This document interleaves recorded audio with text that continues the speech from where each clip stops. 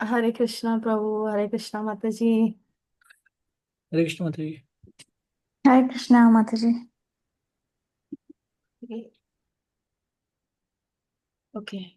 Can we do the prayers? Mataji, can you lead us? Yes, माता जी।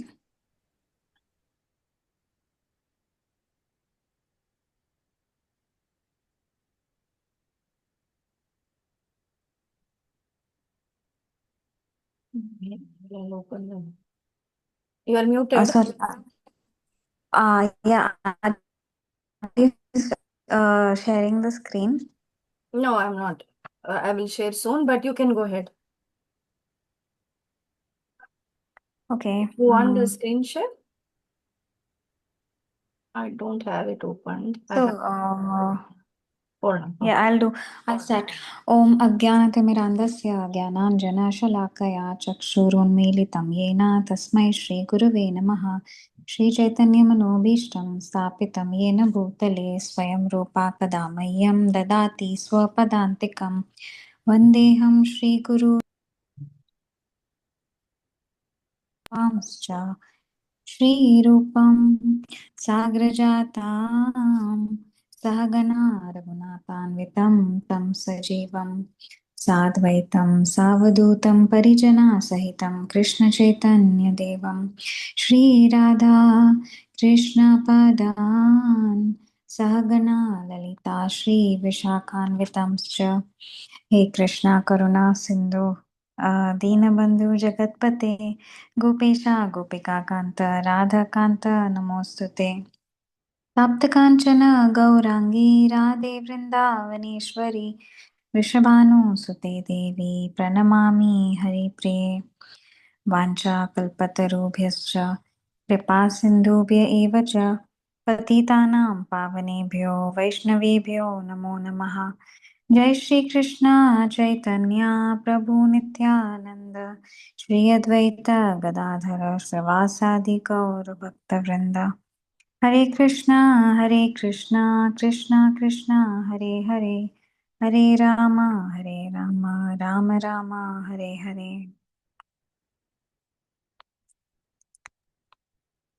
ॐ नमो भगवते वासुदेवाय। ॐ नमो भगवते वासुदेवाय। ॐ नमो भगवते वासुदेवाय. The translations and purpose of chapter 13 are by His Divine Grace Bhaktivedanta Swami Prabhupada. Jai Shri Prabhupada. Okay, we are in the 13th chapter, Nature, Enjoyer and Consciousness. The breakdown of the chapter I shared last week. First is the question asked by Arjuna. What are the 6 questions? What is Prakriti, Purusha, Kshetra, Kshetrajna, Jnanam and Geyam? These are the 6 questions Arjuna asks. What is the Prakriti? Nature. Purusha, enjoyer. Kshetra, field of activity. Kshetrajna, knower of the field of activity. Jnanam is the knowledge. Geyam is the object of the knowledge. So that's the uh, summary of the 6 questions that he asks. Then Krishna goes and describes the Kshetra, Kshetrajna and Jnanam in verses 2 to 7.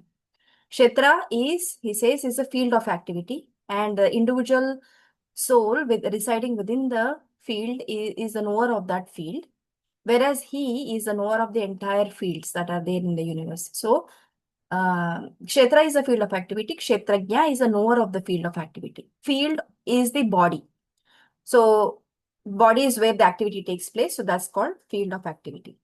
And there are 2 Kshetrajna in each and every body. One is the soul, the living entity, and the other is the super soul. The Krishna is the Kshetrajna of all the living, the aggregate of all the living entities. And individual soul is knower of their own Kshetrajna, Kshetra. Then he describes Jnanam. So, Jnanam, he describes as the knowledge. What is that knowledge? Is it just the science of, say, medicine, science of astrology, science of sociology, or is that all? No, that's not the Jnanam. Jnanam is knowing about the body, the soul, and the super soul. And how they can be acquired is what he will also elaborate a little bit. Fourth verse talks about, now he's going to talk about, in the fourth verse, he gives the how this kshetra is made of. What are the elements that go in the creation? And he says that I am the knower of all the kshetras, yet he quotes two references. One is the Shastra. He quotes various Shastras, and Prabhupada goes elaborate into quoting this Purana, that Purana, and Ishu. Some Upanishads. Also, he quotes verses saying that the Kshetra, the knowledge is referred in so many scriptures. And Krishna also quotes the sadhu or the saint or the sages that know this knowledge. So we read the fourth verse. It says, sorry, that's one fourth, right?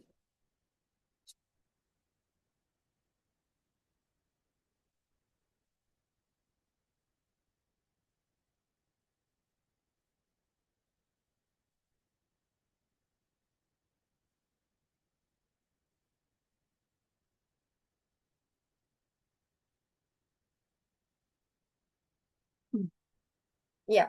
Tat kshetram yatcha yadrikcha yad vikari yataschayat sachayo yat prabhavascha tat samasena meshnu. So he says, now please hear my brief description of this field of activity and how it is constituted, what are its changes are, whence it is produced, who that knower of the field of activities is, and what his influences are. So what is his composition of the field? What is its activity? What is it constituted? What are the changes it undergoes? When is it produced? Who is the knower of the field, and what its powers or influences are? That's what he says in the fourth. And in the fifth verse, he quotes the two references, which is the Rishibir and Chandobir. So rishis have said that, as well as the quoting the references of the scriptures. So we always, whenever we say something, we just don't say something just like that because we know it or anything. We quote the reference. So and so Bhagavad Gita verse number such and such. Because of that, we know this statement, and this is referred. This is based on that statement from Bhagavad Gita. So as well as the sadhus. Sadhus are also assimilated this knowledge. We can quote them as well. Like the songs they sing. What is that songs? It's assimilation of their bhakti and the knowledge. It comes out in the form of those beautiful songs that they are now as good as Shastra. So those are the sadhus. So Krishna gives references to these also. And then he is going to explain about the various elements that make this kshetra. The body is composed of various elements. That's what he's going to say in 6th and 7th. So we have to start at that point. And the breakdown is Jnanam is how after that he ends that section at the 7th verse. Jnanam is how to acquire that knowledge, 8 to 12. Jnayam is object of knowledge. Prakriti and Purusha he explains in 2026, and Jnana Chakshu, the vision of knowledge. So that's the breakdown. We'll go to 6th verse starting at.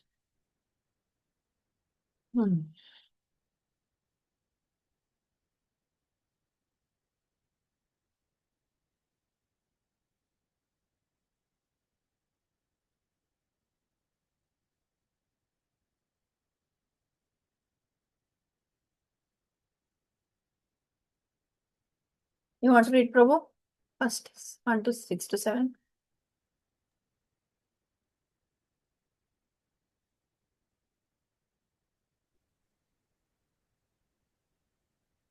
You're muted. Sorry, muted. Yeah. महाभूतानि अहंकारो बुद्धिर अव्यक्तमेव च इंद्रियाणि दशैकं च पंचेन्द्रियगोचरः इच्छद्वेष सुखं दुःखं संघातश्चेतना धृतिः एतत् क्षेत्रं समासेन सविकारम् उदाहृतम्.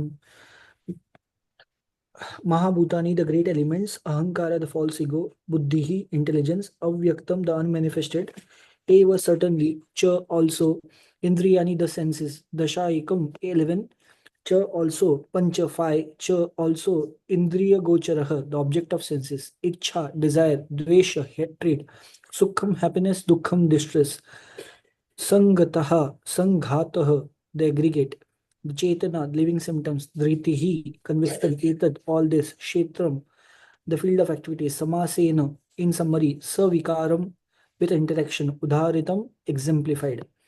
The five great elements, false ego, intelligence, and unmanifested. The 10 senses and the mind, the five sense object, the desire, hatred, happiness, distress, the aggregate, the life symptoms, and convictions. All these are considered in summary to be the field of activities and its interactions. From all the authoritative statements of the great sages, the Vedic hymns, and the aphorisms of the Vedanta Sutra, the components of this world can be understood as follows. First, there are earth, water, fire, air, and ether. These are five great elements, Mahabhuta. Then there are false ego, intelligence, and unmanifested stage of the three modes of nature, Pradhan. Then there are five senses for acquiring knowledge, eyes, ears, nose, tongue, and skin, Karmendriya. Gyanendriya. Then five working senses, voice, legs, hands, anus, and genitals. Then above the senses, there is mind, which is within and which can be called the sense within. Therefore, including the mind, there are 11 senses altogether. Then there are five objects of the senses, smell, taste, form, touch, and sound. Now, the aggregate of these 24 elements is called the field of activities. If one makes an analytical study of these 24 subjects, then he can very well understand the field of activity. Then there are desire, hatred, happiness, and distress, which are interactions, representations of five great elements in the gross body.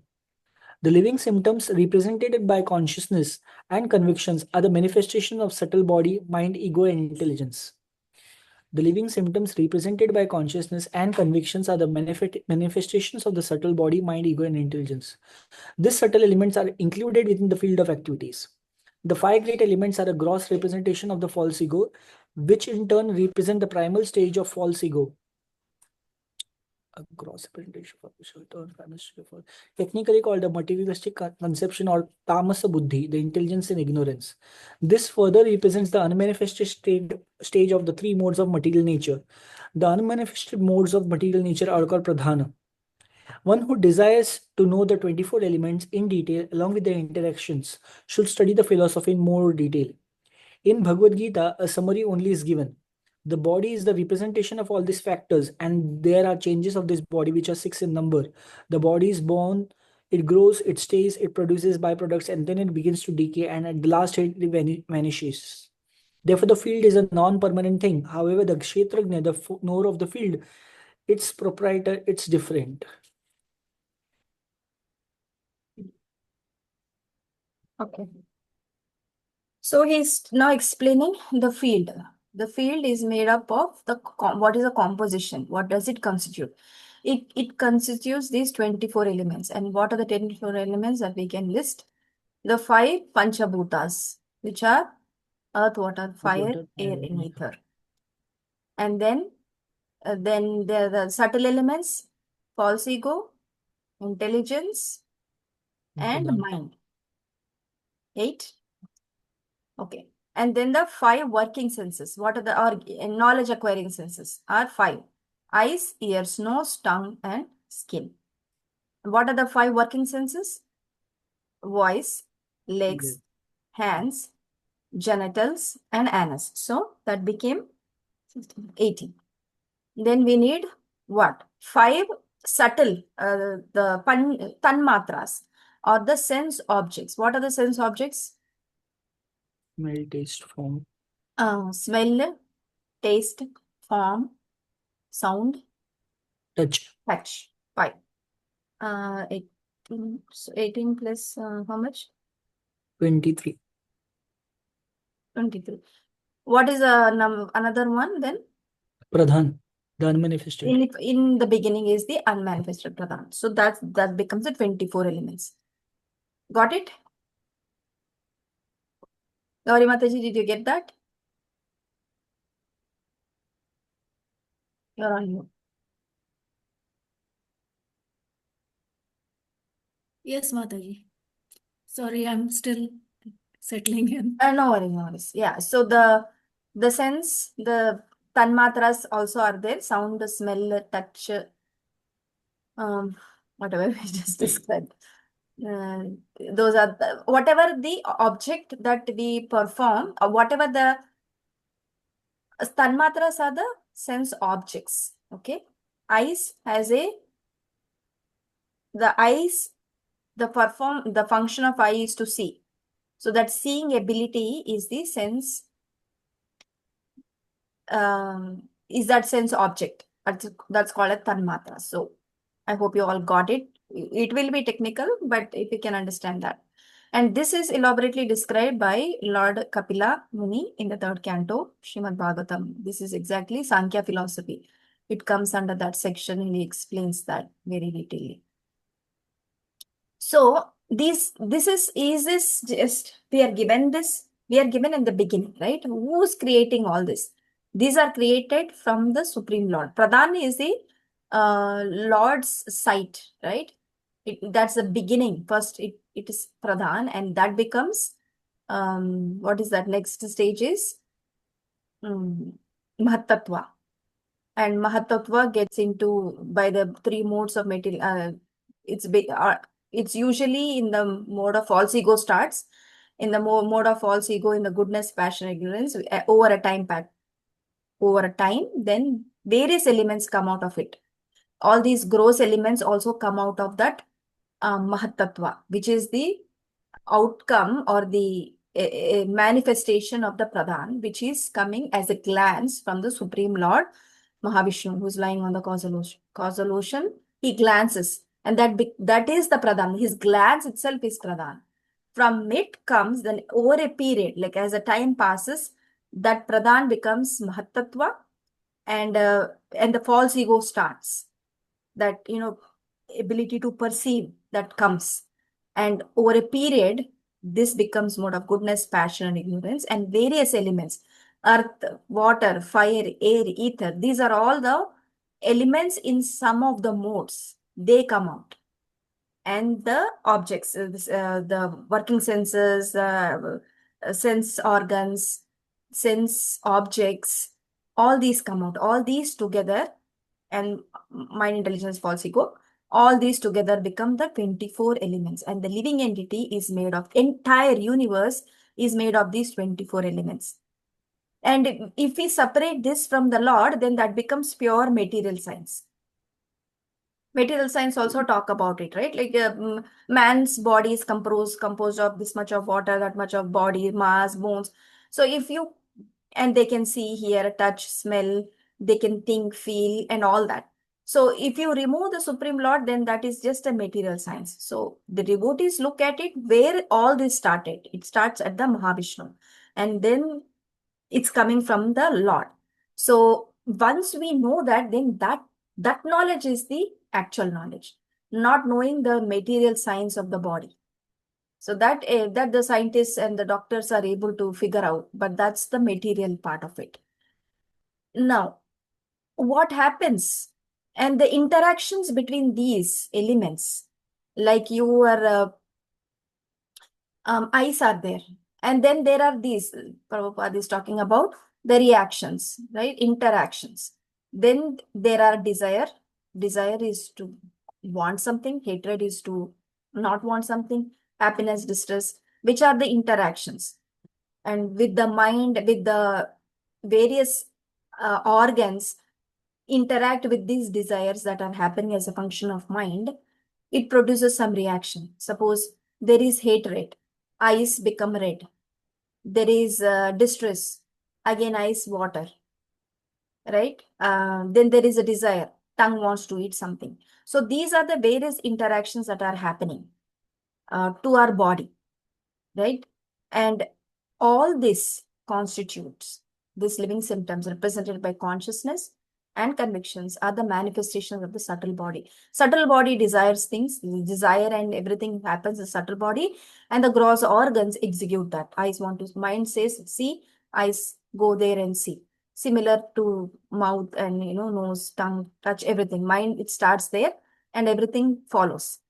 So all these together constitute the field of activities. Now, these fields of activities is what has brought us into this material world. Our interactions with these material elements, 24 material elements, have brought us to the point where we are today.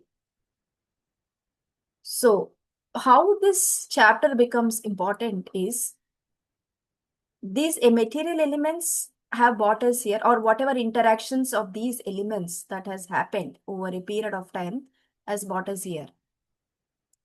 The knowledge is when we apply the same 24 elements, combinations of various elements, which are 24 here that we spoke about, and everything else, if they combine and mean, the point is, what I'm trying to make is, whatever has brought us here is what will bring us out also. The same set of 24 elements that has brought us to this point of entanglement also will take us out of here, if they are used properly in the service of the Lord. Just like there is a door. You have entered through the door into the room. And the door is the only way we can go out also. So entry and exit happens through the door. But how you use it is what, either we can be kept here, or we can be taken out of this space of material world using these 20. This is all we have. This is the field of our activity. It's very profound to understand. This is our field. Whatever we have is all this, and we can use our feeling, willing, and the desire, happiness, hatred, all our organs and the senses that we can use in this to bring us out of this material entanglement. And this is our field. Okay, so that's the fifth, sixth, and seventh verse. So that's where Krishna explains the field so far. Now he's going to explain 8th onwards to 12th. He's going to explain the knowledge. So what is that knowledge? Is what he's explaining. It's a big verse. Say, Mataji, can you please read? Yes, Mataji. Text 8 to 12. Amanitvam adam vitvam ahimsa shantir arjavam acharyopasanam saucham स्थैर्यम् आत्मविनिग्रहः इन्द्रियार्थेषु वैराग्यम् अनहङ्कार एव च जन्म मृत्यु जरा व्याधि दुःखदोषानुदर्शनम् असक्तिरनभिष्वाङ्गः पुत्रदारगृहादिषु नित्यं च समचित्तत्वम् इष्टानिष्टोपपत्तिषु मयि चानन्ययोगेन भक्तिरव्यभिचारिणी विविक्तदेशसेवित्वम् अरतिर्जनसंसदि अध्यात्मज्ञाननित्यत्वं तत्त्वज्ञानानर्थदर्शनम् एतज्ज्ञानम् इति प्रोक्तम् अज्ञानं यद् अतो अन्यथः अमानित्वं humility, adambhitvam pridelessness, ahimsa non-violence, kshantihi tolerance, arjavam simplicity, acharya upasanam approaching a bona fide spiritual master, saucham cleanliness, sthiryam steadfastness, atma vinigraha self-control, indriya arteshu in the matter of the senses, vairagyam renunciation, anahankaraha being without false egoism, eva certainly, cha also, janam of birth, mrityu death, jara old age, vyadhi and disease, dukkha of the distress, dosha the fault, anudarshanam observing, asakti being without attachment, anabhishvangaha being without association, Putra for son, Dara wife, Griha Adishu home, Nityam constant, Cha also, Samachittatvam equilibrium, Ishta the desirable, Anishta and undesirable, Upapatishu having obtained, Mai onto me, Cha also, Ananya Yogena by unalloyed devotional service, Bhaktihi devotion, Avyabhicharini without any break, Vivikta two solitary, Desha places, Sevitvam aspiring, Aratihi being without uh, Aratihi being without attachment, Jana Samshadi to people in general, Adhyatma pertaining to the self, Jnana in knowledge, Nityatvam constancy, Tattva Jnana of knowledge of the truth, Artha for the object, Darshanam philosophy, Etat all this, Jnanam knowledge, iti thus, Proktam declared, Ajnanam ignorance, Yat that which, Ataha from this, Anyatha other. Humility, pridelessness, non-violence, tolerance, simplicity, approaching a bona fide spiritual master, cleanliness, steadiness, self control, renunciation of the objects of sense gratification, absence of false ego, the perception of the evil of birth, death, old age, and disease, detachment, freedom from entanglement with children, wife, home, and the rest, even mindedness amid pleasant and unpleasant events, constant and unalloyed uh, devotion to me, aspiring to live in a solitary place, detachment from general mass of people, accepting the importance of self realization and philosophical search for the absolute truth, all these I declare to be knowledge, and besides this, whatever there may be is ignorance. Purport. This process of knowledge is sometimes misunderstood by less intelligent men as being the interaction of the field of activity. But actually, this is the real process of knowledge. If one accepts this process, then the possibility of approaching the absolute truth exists. This is not the interaction of the 24 elements as described before. This is actually the means to get out of the entanglement of those elements. The embodied soul is entrapped by the body, which is a casing made of the 24 elements, and the process of knowledge, as described here, is the means to get out of it. Of all the descriptions of the process of knowledge, the most important point is described in the first line of the 11th verse. Mai chananya yogena bhaktir avyabhicharini. The process of knowledge terminates in unalloyed devotional service to the Lord. So, if one does not approach or is not able to approach the transcendental service of the Lord, then the other 19 items are of no particular value. But if one takes to devotional service in full consciousness, the other 19 items automatically develop within him. As stated in Srimad Bhagavatam 5.18.12, Yasyasti Bhaktir Bhagavati Akinchana Sarvair Gunais Tatra Samaste Suraha. All the good qualities of the knowledge develop in one who has attained the state of devotional service.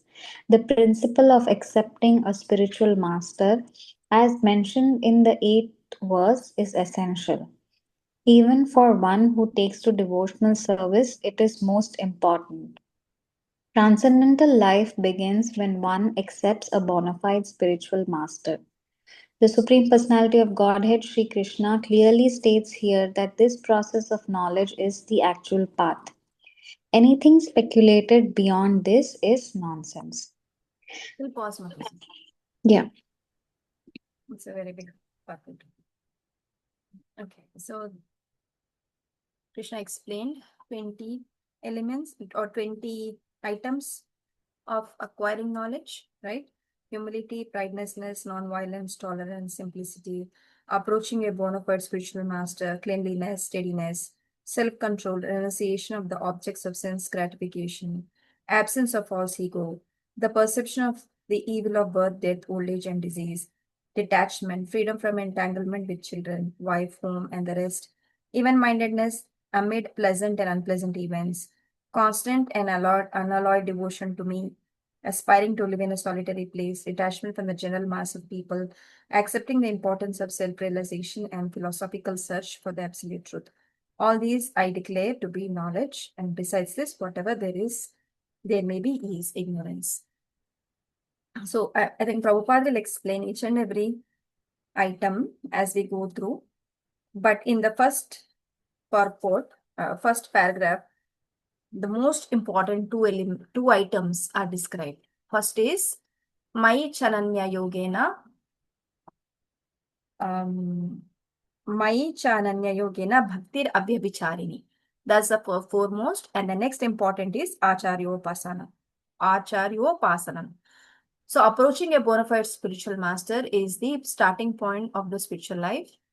And having accepted, performing Mai Cha Ananya Yogena means my Krishna is saying unto me, Cha also. Ananya Yogena means undeviated devotional service. Bhaktir Abhyabhichari. Abhyabhichari is to have many things. Abhyabhichari is single focus, single-minded. So having devotion unto the Lord with a single focus is the foremost important aspect of knowledge, followed by approaching a bona fide spiritual master. These are the most important, and everything else will follow. Because if we don't have one before zero, everything becomes zero, right? If it is one, then it becomes some value. So that adding one is doing devotional service, performing devotional service. So developing these things like humility, pridelessness, non-violence, tolerance, using the elements that we have 24, right? That will enable us to get out of this entanglement, of the engagement of this body. This is the knowledge Krishna is speaking about.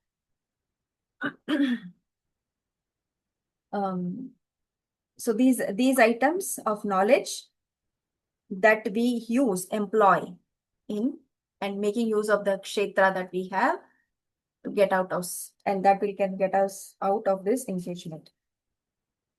I think, yes, Mataji. So, Mataji, what do we call this? Because in the translation, it is written that all these I declare to be knowledge. But in other translations and purports of other verses, we come across the same things: humility, pridelessness, tolerance, and so on. But there they are referred to as qualities. Yeah, qualities is when you develop them. Yeah. And see, when you have, say, for example, humility, humble person, how does he interact? When he has been when he's going through a situation, right? Give an example of how any point you pick, we can go through that. Non-violence. Okay, non-violence. Non-violence is, what is it? Non-violence, not committing any harm to any other living entity. That is, and Prabhupada also described non-violence is not giving them the chance to become Krishna conscious is also non-violence. See, I think in the same purport he will describe that. Yeah. Not giving chance to other living entities to become Krishna conscious is also non-violence. So when does a person act in that? When he is very understood the essence. Non-violence is he will not, first of all, not cause bodily injuries to other living entities at a very gross level. And when you refine that further and further, it becomes that you will give them everything that they can come closer to Krishna. That means you give them the knowledge so that they can develop they can have the chance to come closer to the Lord. So how is this person, when he is executing that, this person has, it has become his nature of giving. He's giving, right? He is able to give himself, or a person is able to give himself or herself, so that this process can be applied not only by himself or herself, by the others also. It becomes their nature, which is Right. as good as like that itself is non-violence. Like, first of all, not causing bodily injuries is a very gross, and as I explained, as a subtle thing is when you are able to give other people, and it becomes their nature to be giving person. And what is that? That person has that, it has become part of him. So it's like his quality. Giving is a quality. Non-violent becomes a quality for him. Right. So like 10.4 and 5 and this verse, that's where the overlap is. Yeah, this Yeah. will keep repeating. Even in other places also, it will keep coming. It Even will in keep coming. because Right. this is the knowledge, and this point has been made so emphatically by Krishna in so many points that it is important that we get it. And 12th Mhm. chapter also we finished, right? Yeah. Non-violence, humility, pridelessness. These points came there also. Correct. In every chapter they come. Right. So it becomes one's nature. Like becoming humble is their nature. And when is he be able to be in the nature, in a humility, in the state of humility, in humble state of mind, is when he has developed that knowledge that having pride and being humble is the, what are we? We are the servants of the Lord, right? Servant of the servant. That humble state of mind has not just come upon him just like that. And materialistic people also will become humble, but then that humility is at surface level. Devotee is the one who practices to the core of his heart. And then that becomes his nature, which is nothing but that he is in the knowledge of. He's Correct. very conscious of it. It's not like, uh, it's not at the surface level. After a few times when he's been provoked a lot, then that humility vanishes. But that's not the case with the devotee, right? So it's the core. So these are all synonyms: nature, Correct. knowledge, quality. We're just looking at them from a different perspective in each chapter. Perspective, yeah. Hare Krishna. Right.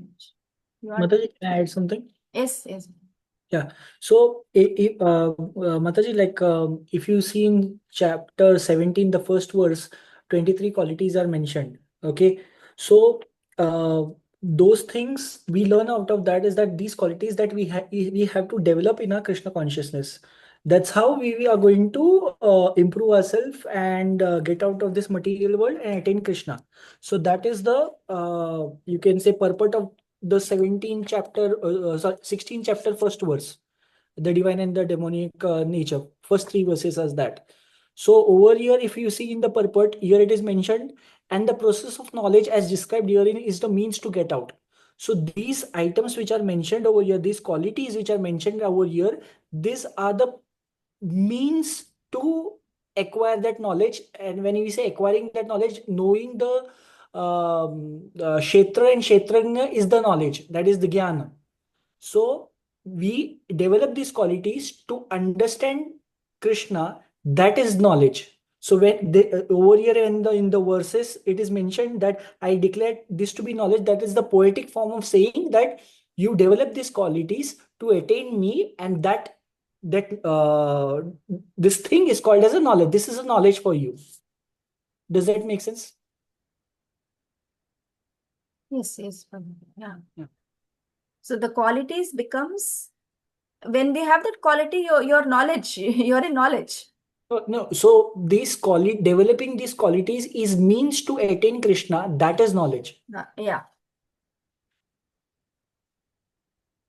Developing these qualities as a means to attain Krishna is the knowledge. Yes. So each chapter has a theme, right? In this chapter, the theme is nature, enjoyer, consciousness. How we have become the enjoyers, what is the nature, and how we can get out of the entanglement using the Shitra or the field of activity that we have. And how we can do by Maya Chananya Yogena. It's not, or just by having humility will not serve the purpose. Most important is Krishna put it like that, but he has not emphasized, but because he is very humble to say like that, but Prabhupada made sure. So this is the role of the Acharya, right? Acharya brings the essence. Krishna made it as one of the items. Mai Chananya Yogena. I must like, do devotional service. But Prabhupada glorified it, saying that this is the point. If you have knowledge means to understand Krishna, approach Krishna. When we have that, then you're not in knowledge. All these things become manifested anyway, whether you cultivate it consciously or they will become manifest as you become a devotee as well. So one by themselves they can be there, but without Krishna consciousness, these are of no use. When one becomes Krishna conscious, these will automatically follow as well. In a good devotee, like practicing devotee who is very sincerely trying to follow, then these things will also manifest. So all these qualities are called as process of knowledge. And if you read that process, the process of knowledge terminates in unalloyed devotional service. I mean, instead of terminates, if you read it as culminates, it makes more sense.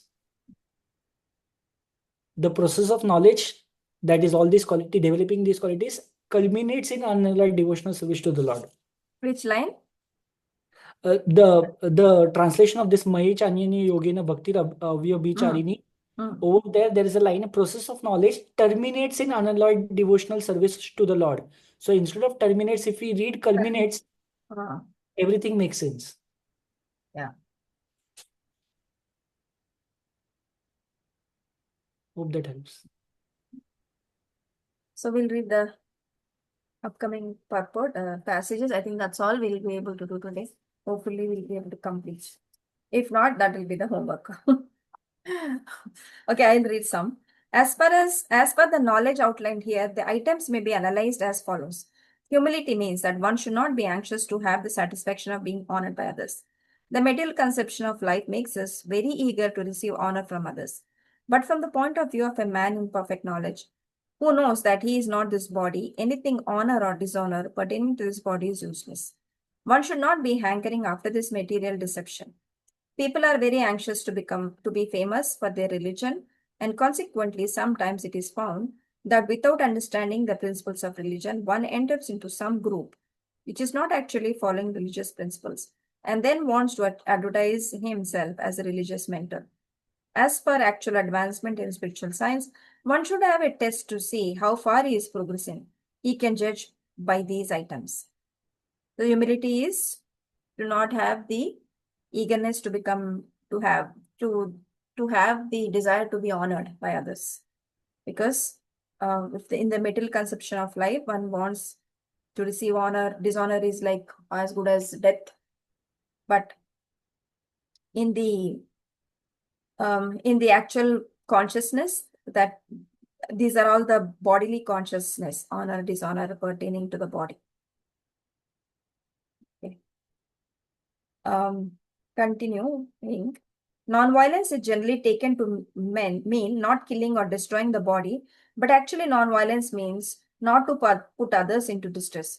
People in general are trapped by ignorance in the material concept of life, and they perpetually suffer material pains. So unless one elevates people to spiritual knowledge, one is practicing violence. One should try his best to distribute real knowledge to the people so that they may become enlightened and leave this material entanglement.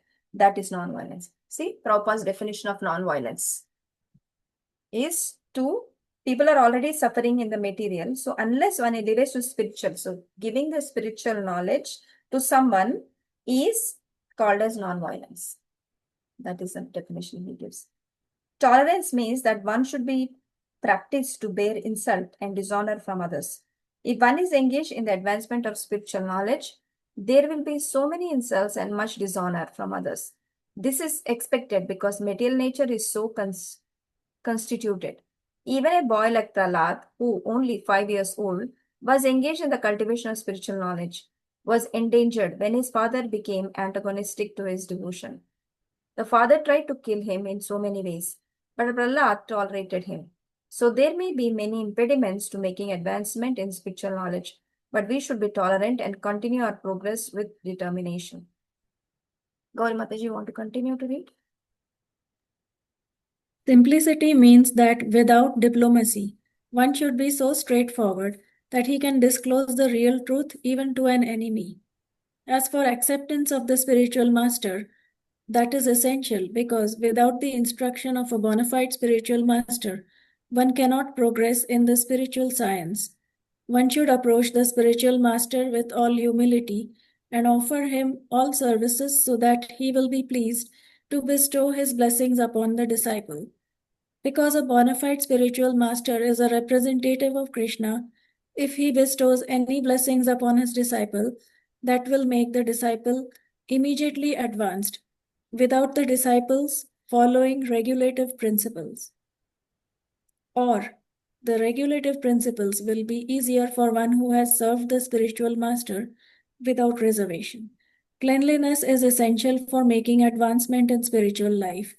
There are two kinds of cleanliness, external and internal. External cleanliness means taking a bath, but for internal cleanliness, one has to think of Krishna always and chant Hare Krishna, Krishna Krishna, Hare Hare, Hare Ram, Ram Ram, Hare Hare. This process cleans the accumulated dust of past karma from the mind. Steadiness means that one should be very determined to make progress in spiritual life. Without such determination, one cannot make tangible progress. And self control means that one should not accept anything which is detrimental to the path of spiritual progress. One should become accustomed to this and reject anything which is against the path of spiritual progress. This is real renunciation.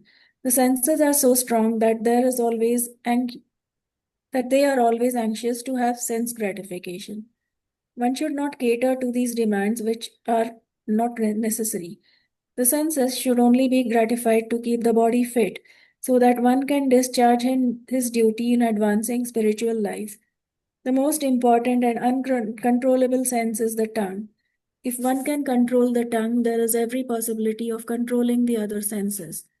The function of the tongue is to taste and to vibrate. Therefore, by systematic regulation, the tongue should always be engaged in tasting the remnants of foodstuff offered to Krishna and chanting Hare Krishna. As far as the eyes are concerned, they should not be allowed to see anything but the beautiful form of Krishna. That will control the eyes. Similarly, the ears should be engaged in hearing about Krishna and the nose in smelling the flowers offered to Krishna. This is the process of devotional service. And it is understood here that Bhagavad Gita is simply expounding the science of devotional service. Devotional service is the main and sole objective. Unintelligent commentators on the Bhagavad Gita try to divert the mind of the reader to other subjects, but there is no other subject in Bhagavad Gita than devotional service. Should I continue? Anybody else wants to read? I can read, Mataji, if you are. Yes, Mataji, read. Answer. False ego means accepting this body as oneself. When one understands that he's not his body and spirit soul, he comes to his real ego. Ego is there. False ego is condemned, but not real ego. In the Vedic literature, Brahmad Aranyaka Upanishad 1.4.10, it is said, Aham Brahmasmi. I am Brahman. I am spirit. This I am, the sense of self, also exists in the liberated stage of self-realization. This sense of I am is ego, but when the sense of I am is applied to this false body, it is a false ego. When the sense of self is applied to reality, this is real ego. There are some philosophers who say we should give up our ego, but we cannot give up our ego because ego means identity. We ought, of course, to give up the false identification with the body. One should try to understand the distress of accepting birth, death, and old age and disease. There are descriptions in various Vedic literatures of birth. In Srimad Bhagavatam, the world of the unborn, the child's stay in the womb of the mother, its suffering, etc., are very well graphically described. It should be thoroughly understood that birth is distressful. Because we forget how much distress we have suffered within the womb of the mother, we do not make any solutions to the repetition of birth and death. Similarly, at the time of death, there are all kinds of sufferings, and they are also mentioned in the authoritative scriptures. These should be discussed. And as far as disease and old age are concerned, everyone gets practical experience. No one wants to be deceased and no one wants to become old, but there is no avoiding these unless we have a pessimistic view of this material life, considering the distresses of birth, death, old age, and disease. There is no impetus for making advancement in spiritual life. As far as a detachment from children, wife, and home, it is not meant that one should have no feelings for these. They are natural objects of affection, but when they are not favorable to spiritual progress, then one should not be attached to them.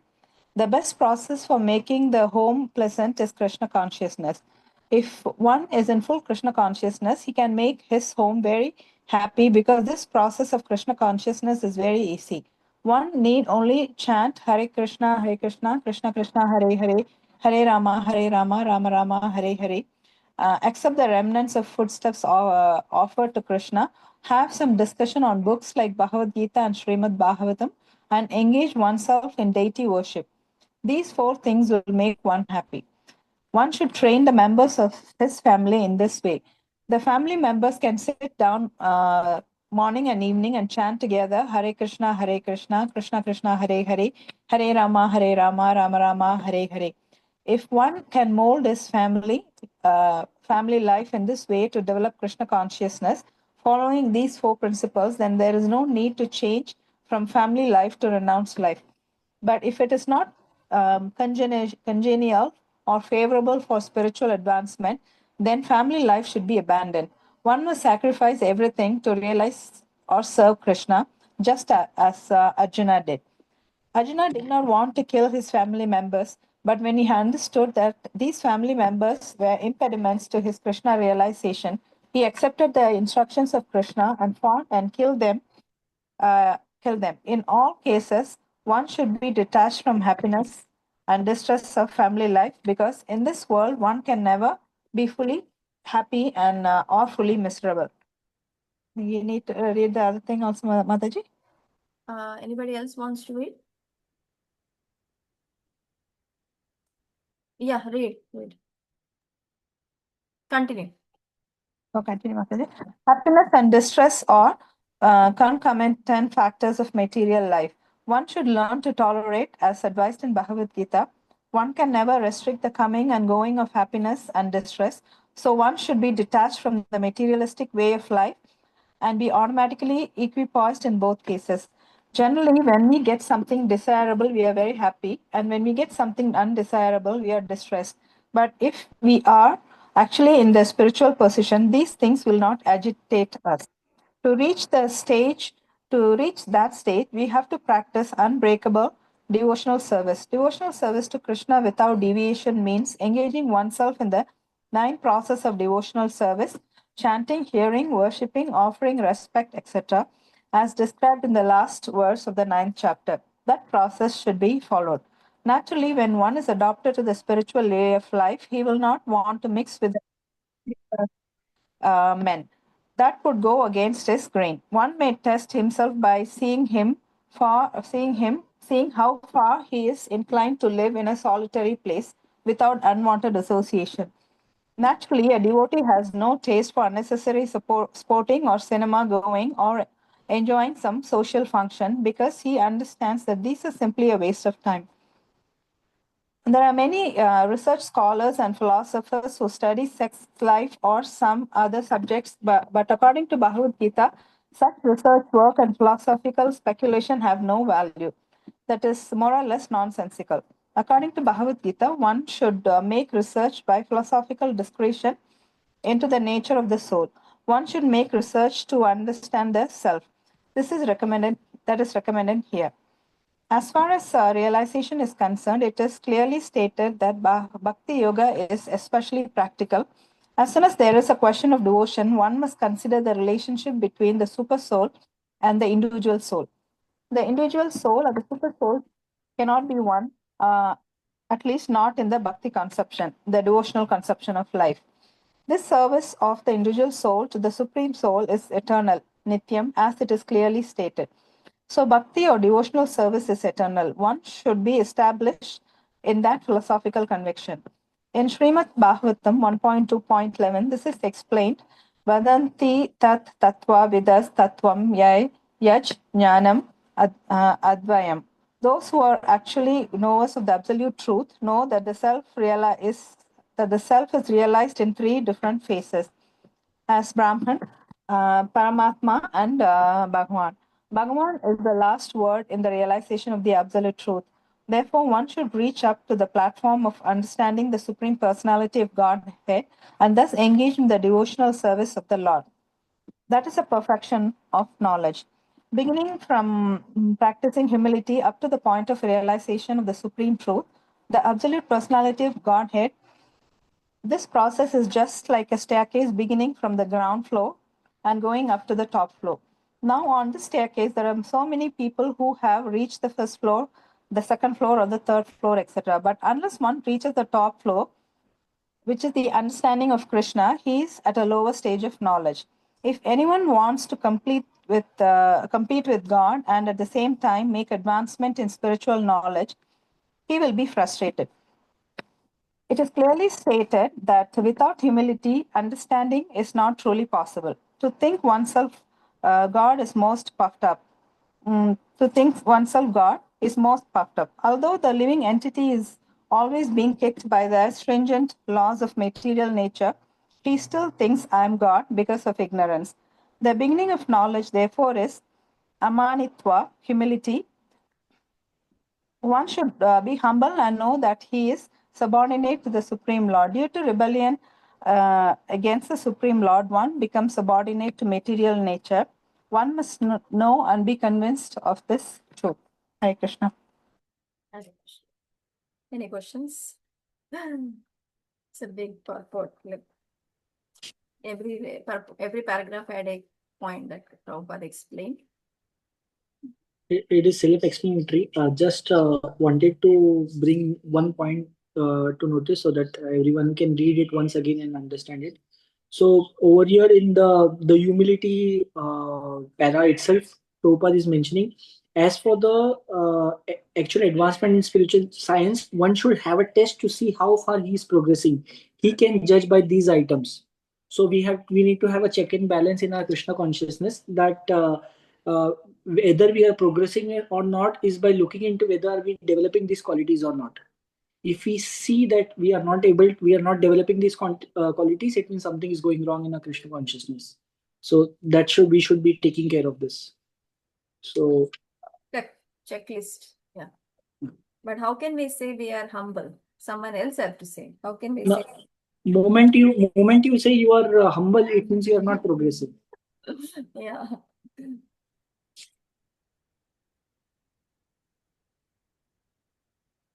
Any other reflections? I think there's so many points, there are 20 points. Anything that stood out for each one, I think we can quickly share. Already 33. For me, simplicity. Simplicity means without duplicity. One should be so straightforward that he can disclose the real truth even to an enemy. Simplicity is, a devotee is simple. He is not, what is that? Diplomatic, like he answers something in a very diplomatic way. It's very simple, devotee. Yes, very much.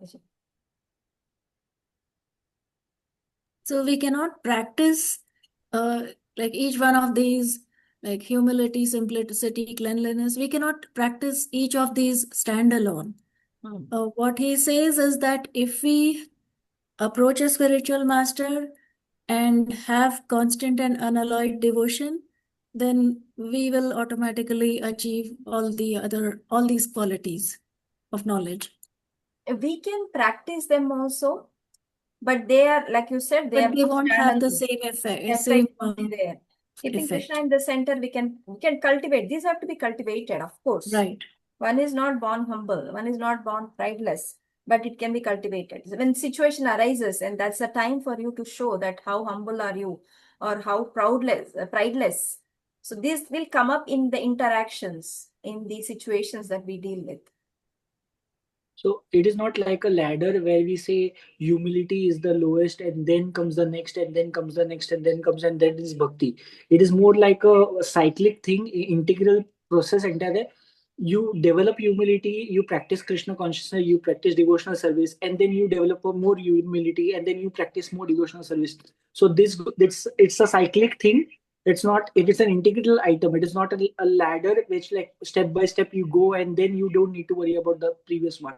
So when you continue with when you practice Krishna consciousness, Krishna is the one who is granting you these qualities. Okay, sometimes that's why Prabhupada also mentions that even if one person is not able to develop these qualities, spiritual master can bestow his blessings upon the disciple, and the disciple will develop all these qualities. Yeah, regulative principles. Prabhupada. Regulative I think principles. he Yeah. was writing it at that time when he's still Yeah. setting up the movement. And that's when Yeah. most of the things are relevant to the time that he was. Time, place. Yeah. Yeah.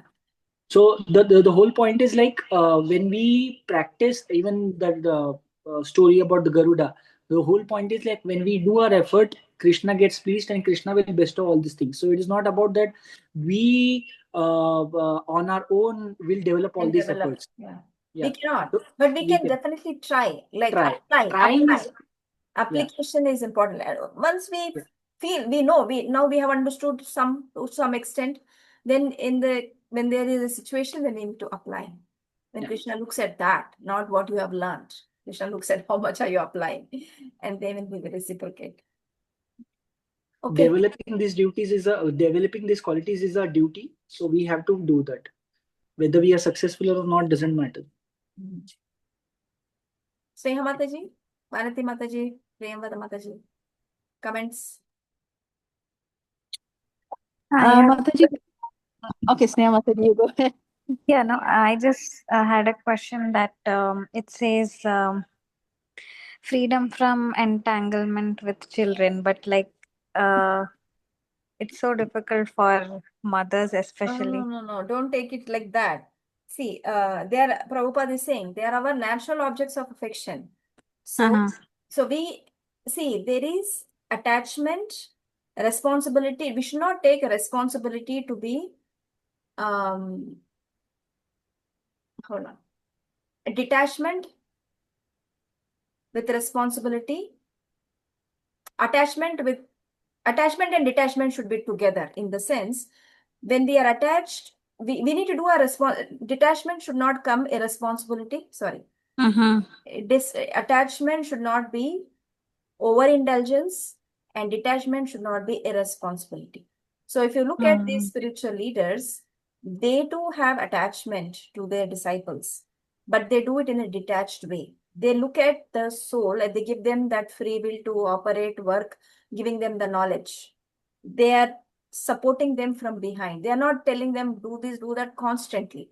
They give them the knowledge and they support them.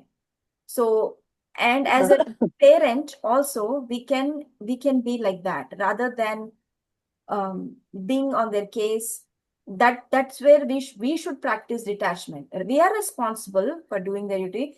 You should not take it as we should not abandon them. It is not that. Uh-huh. We need to exercise detachment at the same time performing our duty to the fullest ability. Uh-huh. As a parent, as a guardian of the living entities that are under our control, we need to do our full responsibility with the detachment. The detachment is you support them whatever you can in however way you can with capacity, but become detached from their how they accept things that you are telling. This is how spiritual masters does. They are taking care of thousands of disciples. They are not going on each one's case saying that I told you, never follow. They are not doing that. Uh-huh. They give them the knowledge and then they become detached from it. They support them throughout. This is how we have to cultivate as a parent. It's hard because we are too involved in there, and we don't want them to go bad or wrong. We need to do whatever we can, but become detached from the path they chose and become detached from the way they approach their life on their own. Okay, Mataji. Read that part again. Prabhupada is said that they are our natural objects of affection. We cannot do the detachment. Natural. But again, Prabhupada is quoting from the point of when he was writing this. There were a lot of people who left homes and came to join the movement at that time, and they left it because their parents were opposing it. So that made sense then. Yeah, Okay. right. This purport at that time when he wrote made sense, but we are not going to live in a temple setup. We are at home. So at home, things will be slightly different. We cannot start giving away relationship. So at that time, they all those people, they were coming from broken homes and distressed and you can say depressed because of that. So at that time, Prabhupada is like, you be detached so that to take them out of their depression or whatever is happening in their life. So they said, your parents are not devotees. It's okay. You get detached with them and join this movement. So that was the idea behind all these things. But over here in Indian context, we don't have a broken homes like the Western culture. I mean, nowadays it has started, but yeah, still we have some culture, we have some values. So over here, I mean, Pankaj Janyas Prabhu in one of his class, he said that it is our duty to give Krishna consciousness to children. Whether they accept it or not, it's totally up to them. So we have to be detached in that way. And if entire family performs Krishna consciousness together, the entire family can go back home, back to God as a family. So whatever family you have over here, same family will be transferred in the spiritual world. So it is not so a father will remain a father over there, a child will remain a child, wife will. So that is the extent of Krishna consciousness. Pankaj Prabhu was Janivas Prabhu was mentioning. So we have to understand that it is not uh, what Prabhupada wants to say, rather than just looking into exact words. What is the essence of those words? That is more important. So, like, because it says detached from children being material, right? So, if we practice that, then we also are being aware that we are a soul, not the body. Yeah. Vanati Mataji? No, it's okay, Mataji. I know. I was just about to say, I like the fact that when Prabhupada says spirituality or the Krishna consciousness should be practiced from home, like as a home, right? It's a good thing to say, because when you practice it at home with children, they get to do it earlier than, say, for instance, if I was able to teach my children, they would have learned it much younger age than me, right? Yeah. I'm pretty sure those kind of children will produce a better society. Yeah. Krishna consciousness should be taught from the childhood.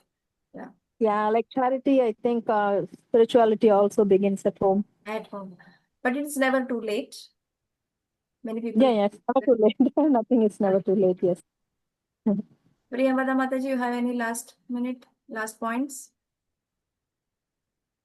Just Mataji, what is said, that this quality is cleanliness, humility, and all this.